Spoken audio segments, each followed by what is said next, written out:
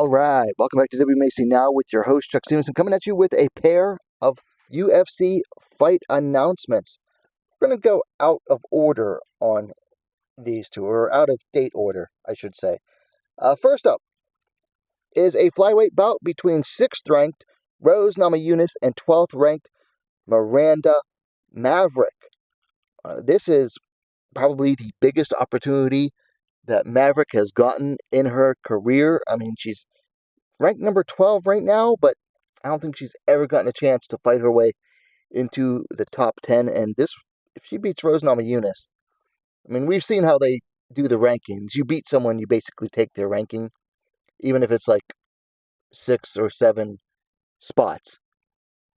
So if Maverick can manage to beat Namajunas, it puts her just outside the top 5. Huge opportunity for her. For Rose Namajunas, this is a chance to show that not only does she still have what it takes to be a contender in this division, but shows that she's not ready to go anywhere just yet.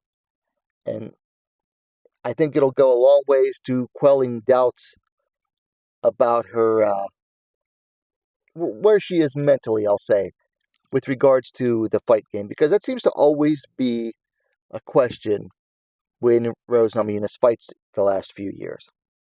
Let's go ahead and take a look at the stats on this one. So Thug Rose coming in at 13-7.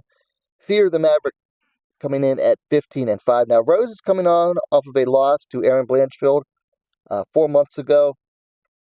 Before that, she won a decision over Amanda Hebos and then defeated Tracy Cortez. That was 8 months ago. Maverick is riding a nice 4-fight winning streak here. She defeated Priscilla Cachoeira a little over a year and a half ago, Andrea Lee a year and a month ago.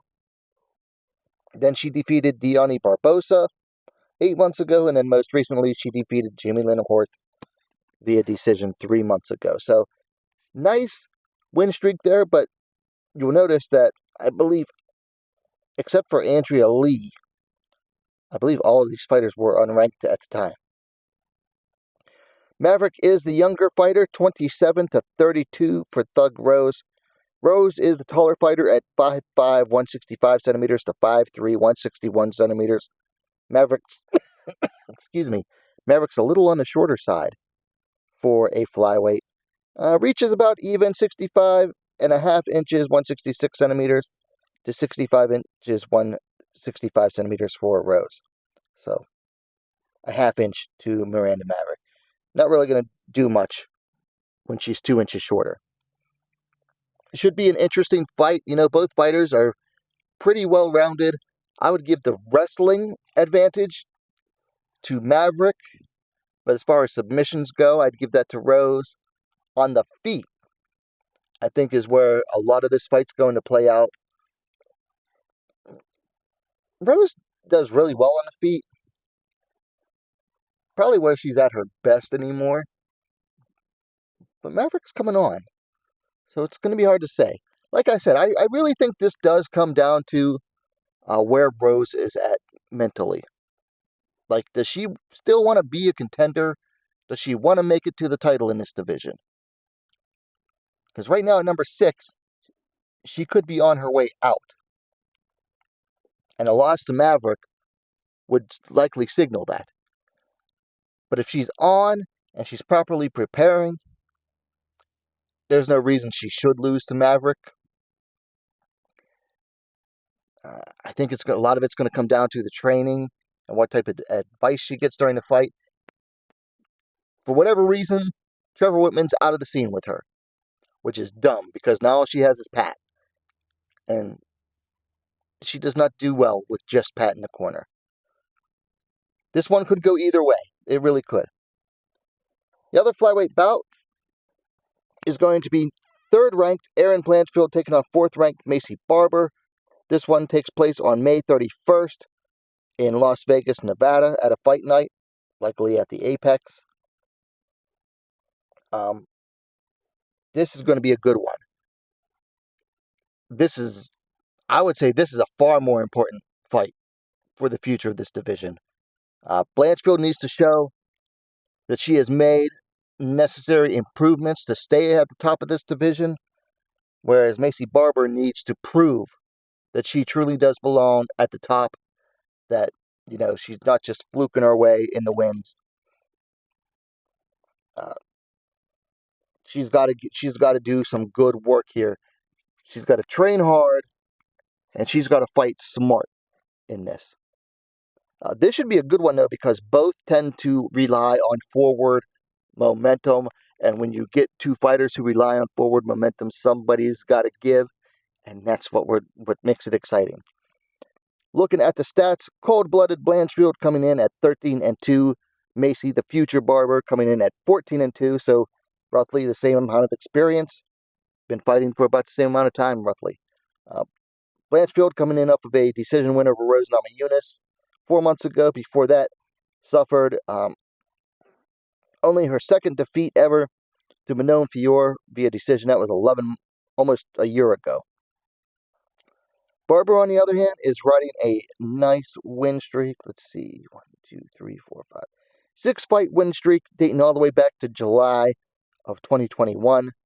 In that time, she started with Miranda Maverick, then she defeated Montana De La Rosa, Jessica I, Andrea Lee, Amanda Hebos, and Katlyn Samaranara, formerly Katlyn Chukagian.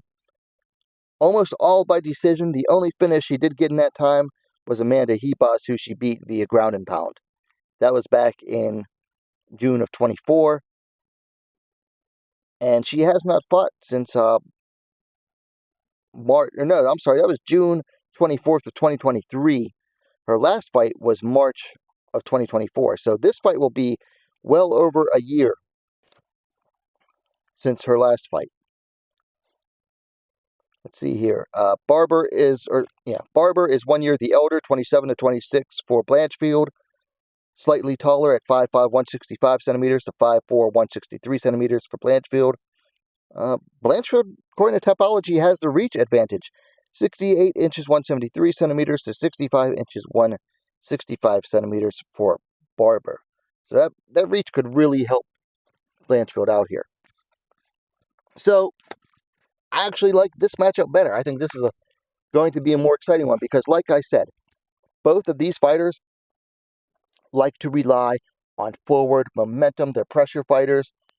Blanchfield, it's all about getting to the ground, hunting for submissions. For Barber, she likes to come forward, throwing big, getting to the clinch, getting to the takedowns, and then working ground and pound from there. Not always able to get that done, though. For Blanchfield, when was the last time she had a submission? Been a while. Let's see, that was Jessica Andrade. That was 2 years ago. And Molly McCann before that. So I would say if either of these two, out of these two, Blanchfield's more likely to get it done with a submission. Barber would be more likely to finish with strikes on the ground, I would say. Who's the cleaner striker of these two? Let me think about this. Honestly, neither of them. They're not clean. Like, neither of these two are pretty strikers. They're not aesthetically pleasing to watch striking, but they are fun to watch. I would say Barber's more effective with her punches and their elbows that she throws. She just gets it done better. On the ground, I think this is all going to come down to who gets on top. Not only who lands a takedown, but who can reverse those takedowns, who can scramble better, whoever gets on top. If it goes to the ground, whoever gets on top, that's who's going to have the far easier time. This is an exciting fight. Like, I just keep thinking about the possibilities of what could happen in this fight, and I'm really excited for it. So it might not be the prettiest fight to watch, but it will be the very exciting. Certainly the more exciting of the two in this video. So this one goes down in May. Namajunas versus Maverick goes down in June. Let me know your thoughts in the comments. Hit that like button, and thank you for watching Wmma Now, the best, most complete women's mixed martial arts dedicated platform on YouTube. Thanks for watching. We'll see you next time.